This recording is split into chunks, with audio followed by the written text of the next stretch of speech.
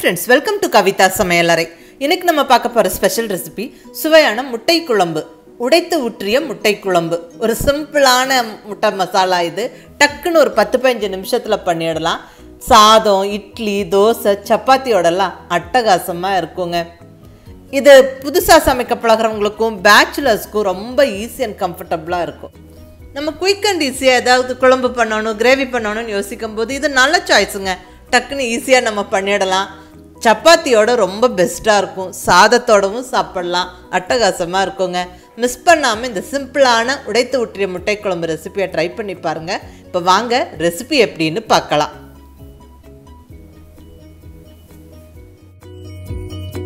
இப்போ இங்கே ரஃப்பாக கொஞ்சம் பெரிய பெரிய பீசஸாகவே கட் பண்ணின 2 பெரிய வெங்காயத்தை ஒரு மிக்ஸி ஜாரில் சேர்த்துக்கிறேன். கூடவே ஒரு 7-8 பல் பூண்டு, அடுத்ததாக ஒரு 1.5 இன்ச் அளவுக்கு இஞ்சியை தோல் சீவிட்டு சின்ன சின்ன பீஸஸாக கட் பண்ணி சேர்த்தாச்சு. இது கூடவே ஒரு 5-6 முந்திரி பருப்பு.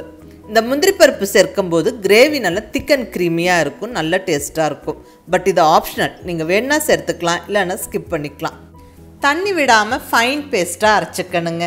கண்டிப்பாக தண்ணி விட வேண்டாம். அந்த வெங்காயம் இஞ்சி பூண்டில் இருக்க மாய்ச்சர்லேயே நல்லா அரைப்பட்டுரும். பாருங்கள், இந்த அளவுக்கு அரைச்சிக்கணும். ஸோ நல்லா அரைச்ச வெங்காயம் இஞ்சி பூண்டு விழுது ரெடி.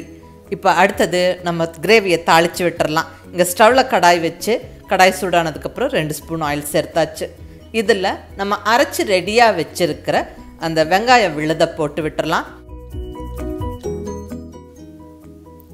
அரைச்ச வெங்காய விழுது கம்ப்ளீட்டாக சேர்த்தாச்சுங்க. இப்படி நம்ம அரைச்சி சேர்த்து வதக்கும் போது கிரேவி நல்லா திக்காக இருக்கும், ரொம்ப ஈஸியாகவும் நம்மளுக்கு வேலையாகும். ஸோ அதுக்கு தான் இப்படி அரைச்சிருக்கிறோம். டக்குன்னு நம்மளுக்கு வேலையாகுங்க. அதே சமயம் இஞ்சி பூண்டு வெங்காயம் எல்லாம் வந்து பச்சையாக அரைச்சிருக்கிறோம். ஸோ நல்லா வதங்கணும். ஸோ நல்லா 2-3 நிமிஷம் வதக்கி விடுங்க. மூடி வச்சிடலாம். ஸோ தெறிக்காமல் வதங்கி வரும், இருக்கட்டுங்க. அடுத்தது நம்ம தக்காளியை அரைச்சிடலாம். இங்கே 2 மீடியம் சைஸ் தக்காளியை கொஞ்சம் பெரிய பெரிய பீசஸாகவே கட் பண்ணி வச்சுருக்கிறேன். இதையும் அதே மிக்ஸி ஜாரில் போட்டு விட்டு தண்ணி விடாமல் அரைச்சிக்கணும். பாருங்கள், இந்த மாதிரி அரைச்சிக்கணும். ஸோ நல்ல ஃபைன் பேஸ்ட்டாக தக்காளியும் அரைச்சாச்சு. இங்கே வெங்காயம் வதங்கிருச்சு, நல்லா பச்சை வாசனை போய் நல்லா வதங்கிருச்சு. இப்போ நம்ம அரைச்சி வச்சிருக்கிற தக்காளி விழுதை சேர்த்துடலாம். அரைச்ச தக்காளி விழுதை கம்ப்ளீட்டாக சேர்த்தாச்சுங்க. நல்லா அந்த வதங்கின வெங்காயத்தோடு இதை நல்லா கலந்து விட்டுட்டு நல்லா வதக்கி விட்டுறணும். இதுவும் நம்ம பச்சையாக தான் அரைச்சிருக்கிறோம். ஸோ இதுவும் நல்லா ஒரு 2-3 நிமிஷம் நல்லா வதங்கி வரட்டும். அகைன் அந்த மூடியை போட்டு விட்டுறலாம். ஸோ தெறிக்காமல் நல்லா வதங்கி வரும். ஸ்டவ்வை மீடியம் ஃப்ளேமில் வச்சுருங்க. ஒரு 2-3 நிமிஷம் கழித்து இப்போ ஓப்பன் பண்ணுறோம். பாருங்கள், தக்காளி நல்லா வதங்கிருச்சு. அந்த எண்ணெய் பிரிஞ்சு வர ஸ்டேஜ் வந்துருச்சு. பாருங்கள், நல்லா வதங்கிருச்சு. அவ்வளோதான். இப்போ நம்ம மசாலா பொடியெல்லாம் ஒவ்வொன்றா போட்டு விட்டுறலாங்க. நான் இங்கே சேர்க்கிறது கறி மசாலா பவுடர். இது வீட்டில் அரைச்ச மசாலா பவுடர். இந்த ரெசிபி ஆல்ரெடி அப்லோட் பண்ணிட்டேன். கீழே டிஸ்கிரிப்ஷனில் லிங்க்கு கொடுத்துருக்குற, பார்க்காதவங்க செக் பண்ணிக்கோங்க. இந்த மசாலா பொடி நம்ம வீட்டில் செஞ்சு வச்சுட்டா டக்குன்னு நம்ம கிரேவி குழம்பெல்லாம் ஈஸியாக பண்ணிடலாங்க. இது முட்டை குழம்பு, சிக்கன் குழம்பு, மட்டன் குழம்புக்கெல்லாம் ரொம்ப நல்லாயிருக்கும். இப்போ இந்த கறி மசாலா பவுடர்லேருந்து ஒரு 1.5 டேபிள் ஸ்பூன் அளவுக்கு நான் இங்கே சேர்த்துக்கிறேன். இந்த கறி மசாலா பவுடர் வந்து மல்லி, மிளகாய், மற்ற ஸ்பைசஸ் எல்லாம் கரெக்டான அளவுகளில் எடுத்து அதை வறுத்து அரைச்சி வச்ச பொடி. ரொம்ப நல்லாயிருக்கும். சப்போஸ் கறி மசாலா பொடி எங்ககிட்ட இல்லைன்னா என்ன பண்ணுறதுன்னு கேட்டிங்கன்னா ஒன்றும் பிரச்சனை இல்லை. 2 டீஸ்பூன் மல்லிப்பொடி, 1 டீஸ்பூன் மிளகாய் பொடி, 1/2 டீஸ்பூன் கரம் மசாலா சேர்த்துக்கங்க. இப்போ இதில் நான் ஒரு 1/2 டீஸ்பூன் காஷ்மீரி சில்லி பவுடர் போட்டிருக்கிறேன். இந்த காஷ்மீரி சில்லி பவுடர் ஜஸ்ட்டு கலருக்காக மட்டுமே, இதில் பெருசாக காரம் இருக்காது. ஸோ வேணா சேர்த்துக்கங்க, இல்லைன்னா ஸ்கிப் பண்ணிக்கலாம். அடுத்ததாக 2 சிட்டிகை மஞ்சள் பொடி, அடுத்தது தேவையான அளவு உப்பு எல்லாம் சேர்த்தாச்சு.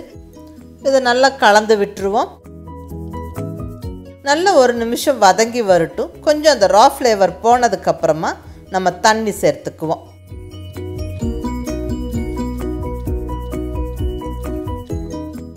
தண்ணி வந்து உங்களுக்கு கிரேவி எந்த அளவுக்கு வேணுமோ அதுக்கு தகுந்த மாதிரி தண்ணி சேர்த்துக்கோங்க. திக்கான கிரேவினா கொஞ்சம் கம்மியாக சேர்க்கணும், கொஞ்சம் லூஸாக வேணும்னா அதுக்கு தகுந்த மாதிரி சேர்த்துக்கோங்க.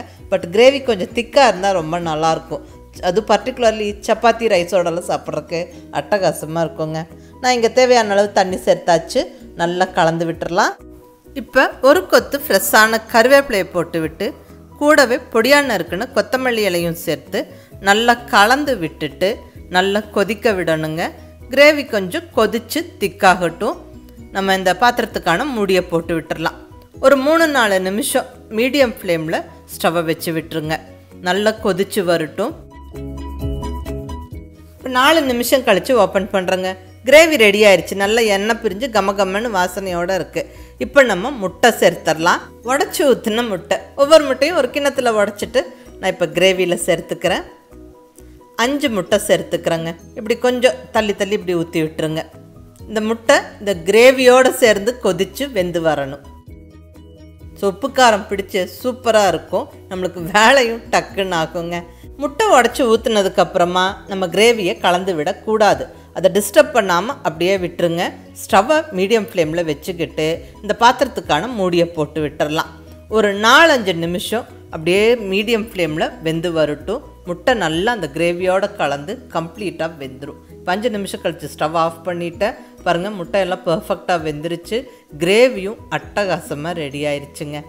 அவ்வளோதாங்க, அருமையான உடச்சி ஊற்றின முட்டை குழம்பு ஜம்முன்னு ரெடி ஆயிருச்சு. இது ரொம்ப ஒரு சிம்பிளான ரெசிபி. நம்ம ஈஸியாக செஞ்சிடலாம். கிரேவி பாருங்கள், நல்ல திக் அண்ட் க்ரீமியாக அட்டகாசமாக இருக்குது. முட்டையும் நல்லா வெந்திருக்கு. அவ்வளோதாங்க, குயிக்காக ஈஸி அண்ட் சிம்பிளாக அருமையான ஒரு முட்டை கிரேவியை நம்ம டக்குன்னு செஞ்சாச்சு. மிஸ் பண்ணாமல் நீங்கள் இதே மாதிரி ட்ரை பண்ணி பாருங்கள். ரொம்ப நல்ல சுவையாக இருக்கும். இட்லி, தோசை, சாதம், பர்டிகுலர்லி சப்பாத்தியோட ரொம்ப அட்டகாசமாக இருக்குங்க. புதுசாக சமைக்க பழகிறவங்களுக்கும் பேச்சுலர்ஸ்க்கும் இந்த ரெசிபி ரொம்ப ஈஸி அண்ட் கம்ஃபர்டபுளாக இருக்கும். ஸோ மிஸ் பண்ணாமல் ட்ரை பண்ணி பார்த்துட்டு உங்கள் ஃபீட்பேக் சொல்லுங்கள். பிடிச்சிருந்தால் லைக் பண்ணி, ஷேர் பண்ணி, கமெண்ட் பண்ணுங்கள். கவிதா சமையலறை சப்ஸ்கிரைப் பண்ணி என்னுடைய மற்ற ரெசிபிஸும் வீடியோஸும் பாருங்கள். தேங்க்யூ.